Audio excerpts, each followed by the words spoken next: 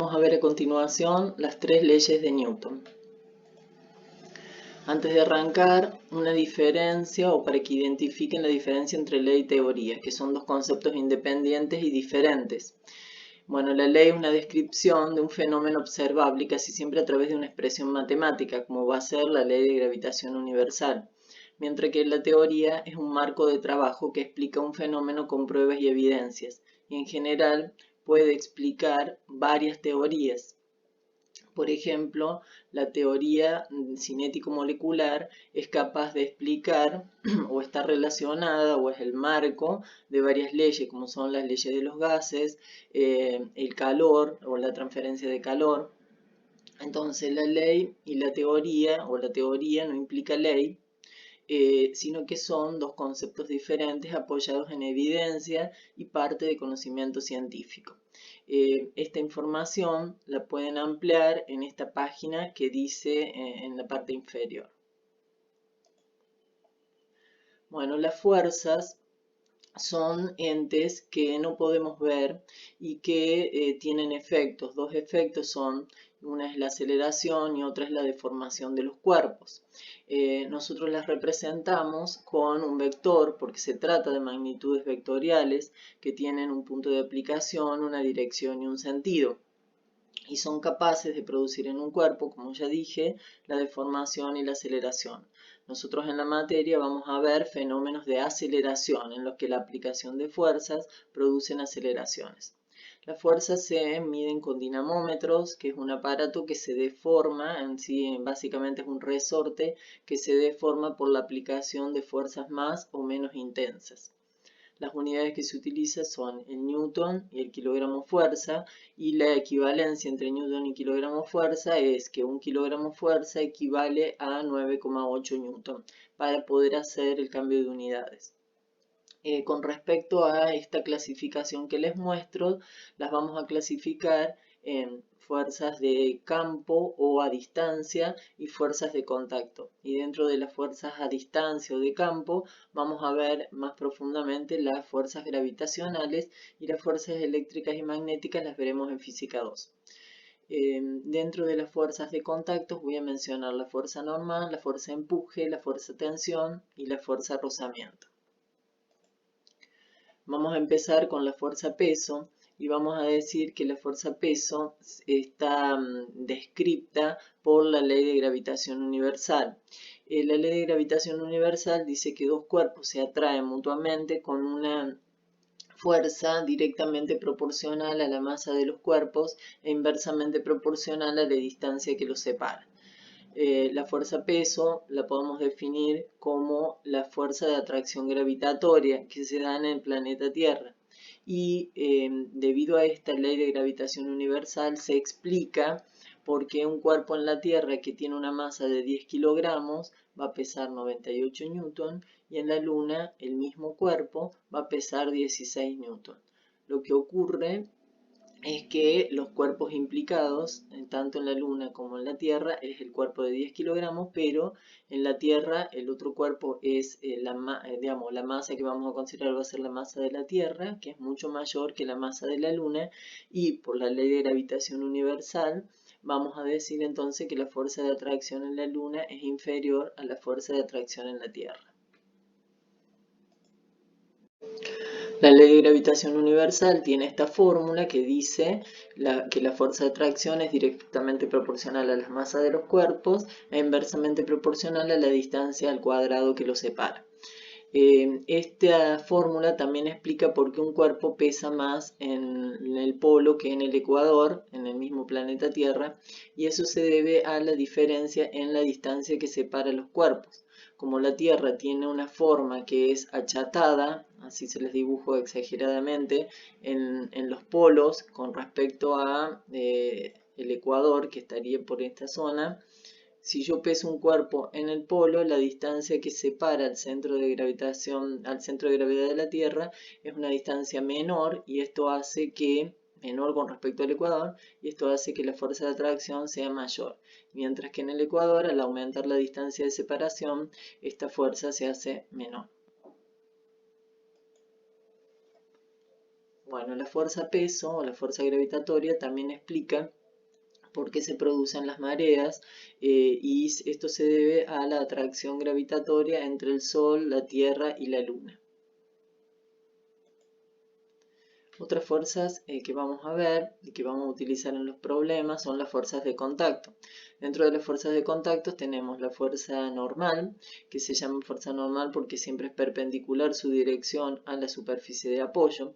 Recordemos que las fuerzas tienen, cuando las representamos con un vector, tienen punto de aplicación, que es en donde las vamos a comenzar a dibujar, tienen dirección, que es la recta de acción, y tienen un sentido que puede ser diferente.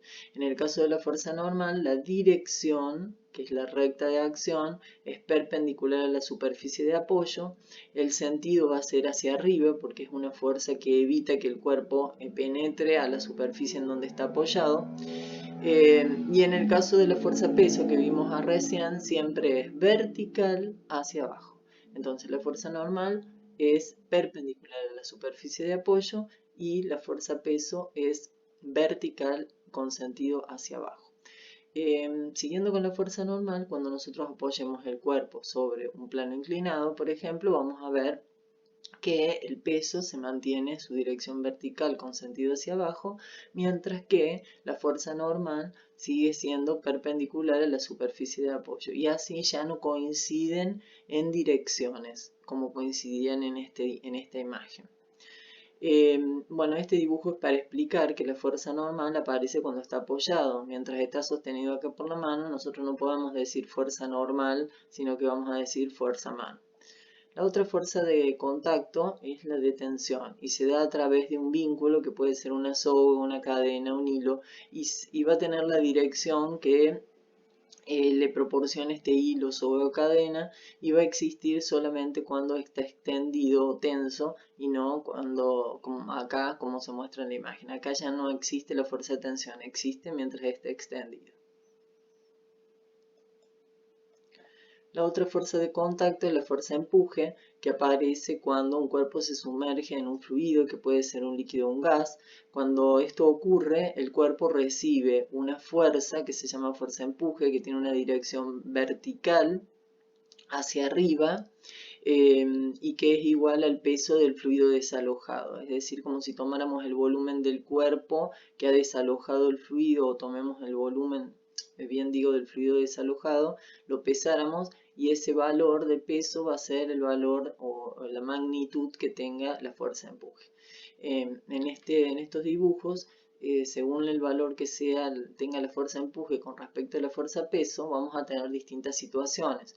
Si la fuerza de empuje es menor que la fuerza peso, el cuerpo se hunde. Si la fuerza de empuje es igual a la fuerza peso, se mantiene en equilibrio. Si la fuerza empuje es mayor que la fuerza peso, se va a dar este fenómeno que es el de flotación, y vamos a observar que en un momento vamos a tener el cuerpo flotando, pero con una partecita sumergida, y esa partecita sumergida es la que me va a proporcionar el fluido desalojado y la fuerza de empuje. Pero siempre que yo vea que un cuerpo flote, una parte está sumergida. La otra fuerza muy importante para física es la fuerza de rozamiento. La fuerza de rozamiento es una fuerza que se opone al deslizamiento y tiene una fórmula que vamos a aprender a utilizar, que es igual al coeficiente de rozamiento por la normal. La fuerza de rozamiento tiene aspectos positivos y aspectos negativos. Siempre se opone, como ya les decía, al deslizamiento y puede producir en el roce un desgaste en las piezas de las maquinarias la cuestión positiva sería que permiten, por ejemplo, que un paracaídas al abrir su paracaídas caiga a una velocidad más lenta, o que una persona camine, ya que cuando camino realizo una fuerza hacia atrás y es esa fuerza de rozamiento lo que me empuja hacia adelante. Si no existiera, este pie se deslizaría. Si no existiera oposición al deslizamiento, el pie iría hacia atrás y nunca avanzaríamos. Esta fuerza de rozamiento, también el otro inconveniente que tiene es que se disipa en forma de calor, y esta disipación en forma de calor suele traer inconvenientes y representa una pérdida energética. sobre todo en los dispositivos que son productores o generadores de energía eléctrica. Las fuerzas, en general, pueden actuar simultáneamente sobre un cuerpo rígido y cuando ocurre esto se las llama sistema de fuerzas. Esos sistemas de fuerzas pueden ser reemplazados por una única fuerza que cause el mismo efecto, que es la denominada resultante. Yo acá les puse la definición de resultante. La resultante de un sistema de fuerzas que actúan sobre un cuerpo es la fuerza capaz de reemplazar el sistema causando el mismo efecto. La resultante es el vector suma. Y yo ya les comentaba que ustedes ya saben hallar la resultante porque saben sumar vectores.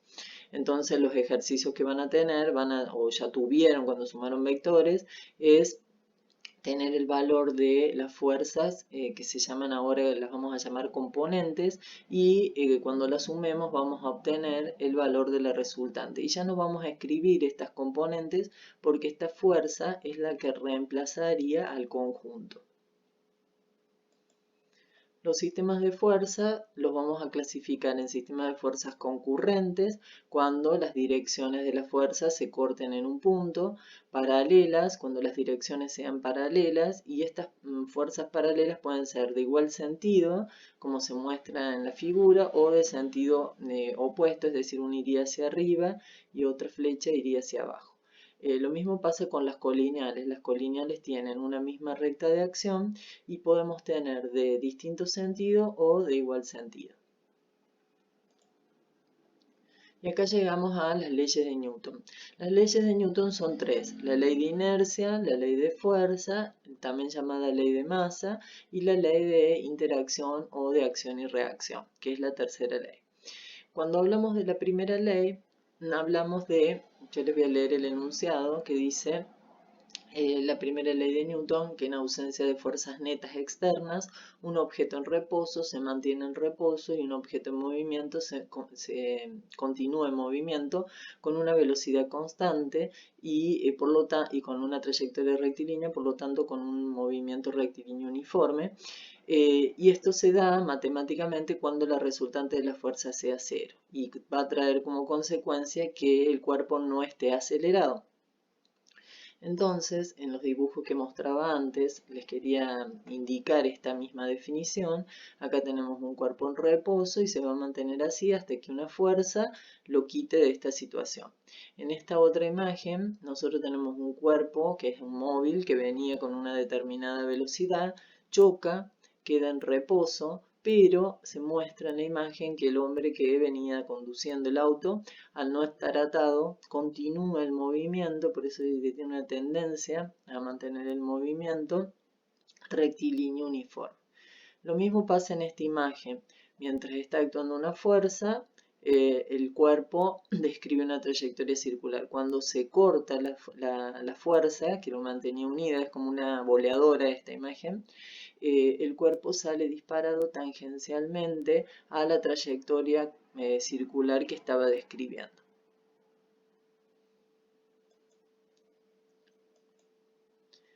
Y acá aparece un concepto que es el concepto de inercia. La inercia es la tendencia de un objeto a resistir cualquier intento por cambiar su velocidad. Y esa inercia viene asociada con la masa, y vamos a decir que si un cuerpo es más másico, su inercia va a ser mayor. Y con esto yo les daba un ejemplo que si yo quería frenar en un camión que estaba vacío, a diferencia de un camión que estaba cargado, o un tren que esté vacío, o un tren que está cargado, va a haber diferencias. En el caso del camión vacío va a ser más fácil frenar, y la trayectoria hasta que se produzca, cuando yo digo frenar es aplicarle una fuerza para que se detenga. Yo freno el camión, entonces va a haber una resistencia a ese cambio que está dada por la inercia, pero que va a ser menor si lo comparamos con el camión cargado. Cuando el camión esté cargado, esa tendencia va a ser mayor, entonces va a llevar un tiempo mayor para que se produzca la detención del vehículo. En estas imágenes vuelve a mostrar que esta persona venía en bicicleta con una velocidad, una fuerza la detiene y hay una tendencia de parte del objeto a continuar con la velocidad que traía o con el movimiento que traía y por eso que sale disparado hacia adelante. Entonces la primera ley de Newton nos está explicando estos fenómenos que solemos ver en la vida cotidiana. Bueno, el de la bola girando ya se los expliqué y también les comentaba que en el caso de la primera ley de Newton, nosotros en la vida cotidiana tenemos la idea de que hay una tendencia, digamos, que no se cumple. ¿Por qué creemos que no se cumple? Porque tenemos la idea de que para que un cuerpo se mantenga en movimiento rectilíneo uniforme, nosotros tenemos que estar ejerciéndole una fuerza. Y esto se debe a que en la vida cotidiana siempre los objetos van a estar sometidos a dos fuerzas. Una es la fuerza peso y otra es la fuerza de rozamiento. En algunos problemas nosotros vamos a decir sin considerar la fuerza de rozamiento, pero en la vida real siempre está y por eso yo tengo que aplicar una fuerza si quiero mantener ese cuerpo en movimiento rectilíneo uniforme, porque tengo que vencer la fuerza de rozamiento, es decir, la fuerza que yo haga tiene que anular esa fuerza de rozamiento y ahí sí voy a poder observar que el cuerpo se mueve con trayectoria rectilínea y velocidad constante. Con respecto a, digamos, la pregunta que se le suele hacer es, ¿por qué parece fallar la primera ley de Newton? Y bueno, entonces ustedes me tendrían que contestar que se debe a la presencia del rozamiento. Ese rozamiento o esta primera ley se puede visualizar en la vida real en las pistas de hielo o en un juego que se llama el tejo, en el que se genera un colchón de aire. Entonces, en esas dos situaciones, como el rozamiento está bastante disminuido, yo voy a poder observar que le ejerzo una fuerza y dejo de ejercerle la fuerza al cuerpo y ese cuerpo se va a mantener en una velocidad constante o más o menos constante y en una trayectoria rectilínea. Sí, entonces voy a ir a confirmar que en ausencia de fuerzas, si bien yo le di el impulso inicial, luego, a partir de ahí, en ausencia de fuerza, porque el rozamiento lo he anulado, con la pista de hielo, por ejemplo, el cuerpo va a mantener trayectoria rectilínea y velocidad constante. Y acá llegamos al tema de la clase anterior, que es ¿qué es el equilibrio? Entonces, para nosotros vamos a tener dos tipos de equilibrio, el rotacional y el traslacional.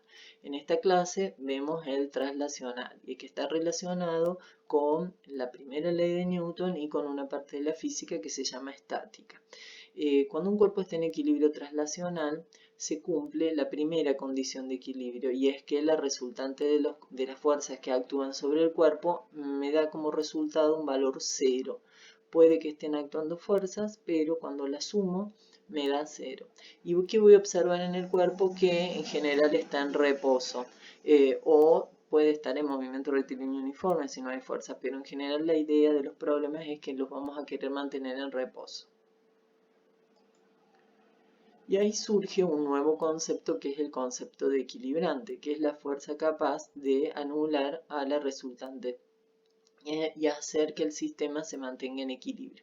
Ese equilibrante va a tener la misma dirección que la resultante, el mismo módulo, pero sentido contrario. Para resolver los problemas de equilibrio traslacional, nosotros vamos a hacer algunos pasos que yo les recomiendo, que es primero realizar el diagrama de cuerpo libre sabiendo las fuerzas que actúan sobre los cuerpos. Ese diagrama de cuerpo libre no es más que un pequeño dibujito en el que yo voy a identificar las fuerzas que están actuando. Una vez que tenemos reconocidas las fuerzas que actúan, analizaremos de qué sistema de fuerzas se trata y veremos qué métodos de resolución tenemos para ese sistema de fuerza. Luego vamos a encontrar la resultante del sistema de fuerza y esa resultante nos puede dar 0 o no. Si nos da 0, el cuerpo está en equilibrio. Si no nos da 0, para esta parte de la materia, vamos a tener que agregarle una fuerza que vamos a llamar equilibrante. Y va a ser el último paso que vamos a dar porque seguramente los problemas nos van a estar preguntando eso. Bien, acá les pongo algunos ejemplos típicos que van a aparecer en los ejercicios y es el caso de un cuerpo suspendido por una soga. Entonces ustedes, respetando los pasos que les mencioné anteriormente, van a dibujar las fuerzas que actúan, que va a ser la fuerza tensión y la fuerza peso. Luego identificamos el sistema de fuerza, que va a ser un sistema de fuerzas colineales de distintos sentidos, y a partir de ahí decido que debido a que son colineales de distintos sentidos, lo único que tengo que hacer es restar los módulos de las fuerzas y ver si la resultante me da 0 o no. En este caso, en que el cuerpo está suspendido, pero a través de dos cuerdas, formando una V y un ángulo con el techo, nosotros vamos a tener que aplicar otro método para encontrar la resultante, debido a que se trata de fuerzas concurrentes. Este método que ustedes aplicaban para sumar vectores consiste en descomponer en los ejes cartesianos y luego componer. El último caso es el caso del plano inclinado. El caso del plano inclinado es un caso muy especial. Nosotros vamos a tener un cuerpo que va a estar apoyado sobre el plano inclinado y sobre este cuerpo pueden estar actuando varias fuerzas, pero sí o sí van a actuar dos como mínimo. Y va a ser la fuerza peso y la fuerza normal. Pero también puede estar actuando una fuerza de rozamiento o la fuerza que hace el motor, porque si solamente actúa la fuerza peso y la fuerza normal, nosotros vamos a tener una resultante que va a hacer que el cuerpo se deslice hacia abajo. Para resolver estos problemas, lo que se va a hacer siempre es descomponer esta fuerza-peso en dos componentes, una perpendicular al plano y otra paralela al plano. Cuando yo hago esta descomposición, los estudiantes suelen tener confusiones porque la fórmula para descomponer en plano inclinado cambia seno por coseno en las fórmulas que nosotros teníamos para descomponer en ejes X e Y. Así que yo les recomiendo que se copien bien las fórmulas que corresponden a descomponer fuerzas en plano inclinado. Una vez que tengo descompuesta la fuerza peso, voy a olvidarme de la fuerza peso original y voy a analizar qué es lo que hacen estas fuerzas.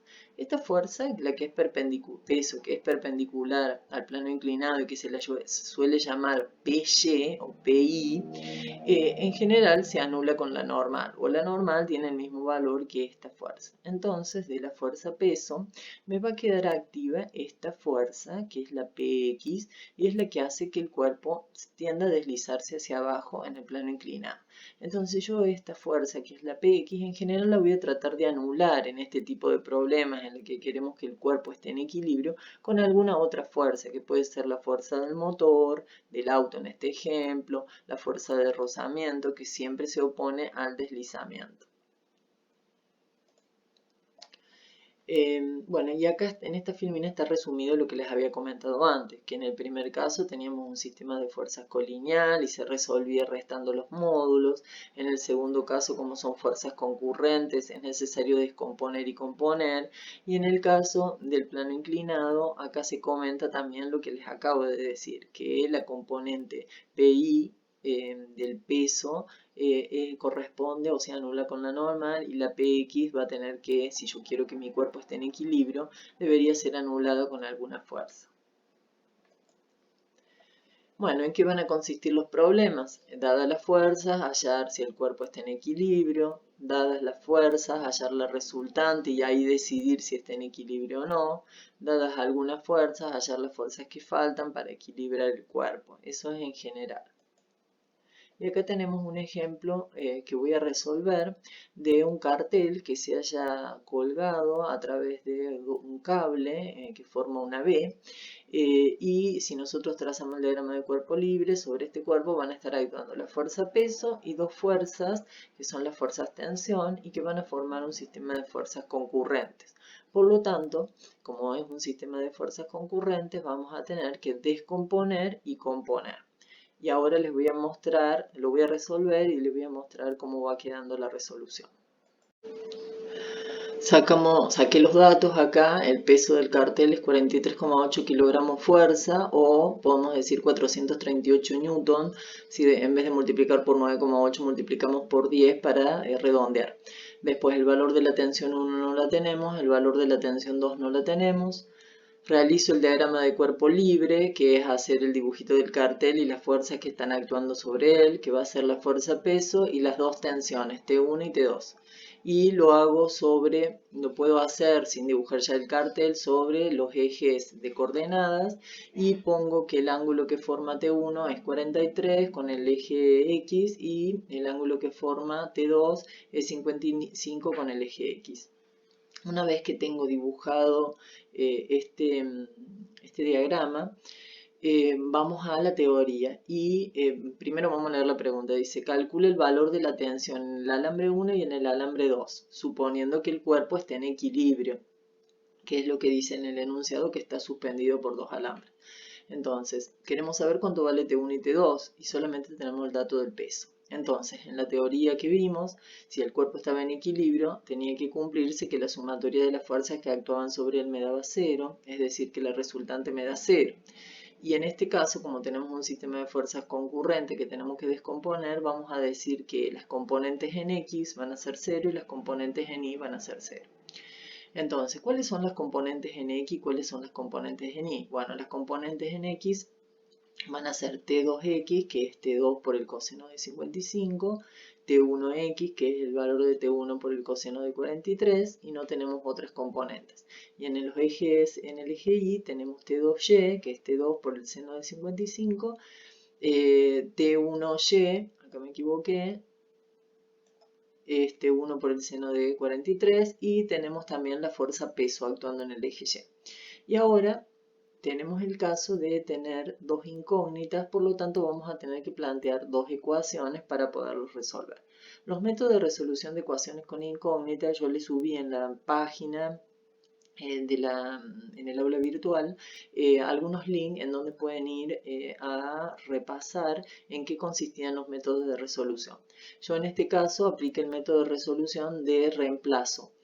Entonces, planteo que la sumatoria de las fuerzas en el eje X me tiene que dar 0 y entonces pongo que la sumatoria sería T1X, que como está planteada acá, le tengo que poner, por el ángulo de 43 digo, le tengo que poner el signo menos porque la componente va a tener este sentido o va a estar en el cuadrante, en el eje X negativo, así que le pongo el menos acá a ese componente, más T2X, porque va a estar en el eje positivo, me tiene que dar 0.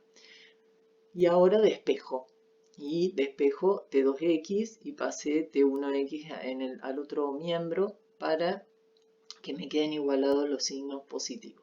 Luego reemplazo lo que había dicho que eran los valores de T2X y T1X y despejo T2. T2 me queda entonces T1 igual a coseno de 43 dividido coseno de 55. Resuelvo este cociente, me queda 1,27 y me queda entonces una ecuación que dice, una ecuación porque no tiene valores finales, tiene una incógnita, dos incógnitas, que T2 es igual a T1 por 1,27. Entonces no puedo resolver nada, tengo que plantear una nueva ecuación. La otra ecuación que voy a plantear va a ser la sumatoria de las fuerzas en los ejes Y.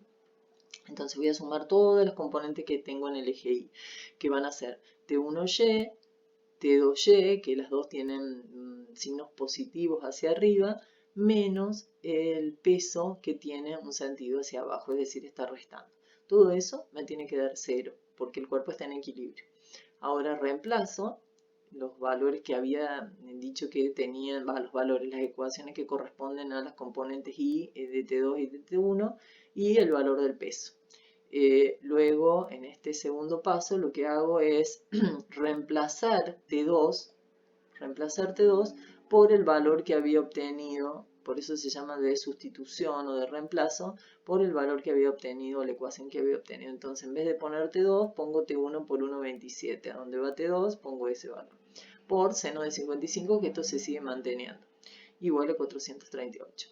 Entonces, ahora resolví cuánto es seno de 43. Resolví cuánto es seno de 55 por 1,27, me dio 1,04 y eso lo igualé a 438. Luego, como las dos t son t1 y tienen un coeficiente numérico, sumo este coeficiente numérico, o a lo mejor lo tengo que restar dependiendo del caso, en este caso se suman, y me da que 1,72 es igual a t1 y es igual eso a, 1,72 por t1 es igual a 438. despejo T1 y me da que obtengo el valor al final de T1 que es 254. Este valor 254 newton ahora vengo, y acá le hice una flecha, lo reemplazo en la ecuación que había obtenido antes. Y así obtengo, multiplicándolo por 1,27, obtengo el valor de T2, que es 322 newton. Y así queda resuelto el problema, planteando dos ecuaciones con dos incógnitas, basados en la primera ley de Newton, que dice que la sumatoria de las fuerzas me tiene que dar 0 si es que el cuerpo está en equilibrio. En las respuestas ustedes las tienen en kilogramos fuerza. Así que lo que tenemos que hacer acá es dividir por 10, entonces una me da 32 y la otra me da 25. Entonces quiere decir que está correcto. Bueno, en este segundo problema que les planteo se trata el caso de un plano inclinado. Dice que el bloque de cemento se encuentra estático en el plano inclinado. Si la reacción R del plano inclinado sobre el bloque actúa en dirección normal a la superficie del plano inclinado y la fuerza de rozamiento actúa en paralelo al mismo, esto a veces no es necesario que aparezca en ningún lado. Acá se los explica qué hace la normal y qué hace la fuerza de rozamiento, pero ustedes ya tienen que saber que se opone al deslizamiento que se va a dar hacia abajo por la componente PX de este cuerpo y que la normal se va a anular con esta componente ni de la fuerza peso. Eso está agregado acá, pero no necesariamente puede aparecer en los problemas. Y la pregunta sí es determinar las intensidades de la fuerza normal y de la fuerza de rozamiento. Yo normal directamente le puse la N en vez de R para no confundir con resultante, para que el bloque se encuentre en equilibrio. Entonces, ¿qué quería decir? Que la resultante de las fuerzas me tiene que dar 0. Bueno, saco el valor, el único valor que tengo que es el del peso, y bueno, tengo las dimensiones del plano inclinado. Esas dimensiones me van a permitir calcular el valor de alfa, que no me lo da directamente, y ese valor de alfa es igual al ángulo que forma la componente vertical. La componente perpendicular al plano PY con la fuerza peso. Entonces este ángulo coincide con el ángulo del plano inclinado. Y ahora descomponemos el valor del peso en sus componentes X y en Y. ¿Está? Bueno, como dice que está en equilibrio, ¿qué se tiene que cumplir? Que las sumatorias de las fuerzas en X me tienen que dar 0 y las sumatorias de las fuerzas en Y me tienen que dar 0. Esas sumatorias de las fuerzas en X van a ser la componente PX y la fuerza de rozamiento. Como la componente PX yo la puedo obtener, ya obtengo directamente la fuerza de rozamiento. Y con respecto a PY, que es igual a la fuerza normal, entonces reemplazo acá peso por coseno de 35, peso valía 10, por coseno de 35 me da 8,2 y así obtengo el valor de la fuerza normal.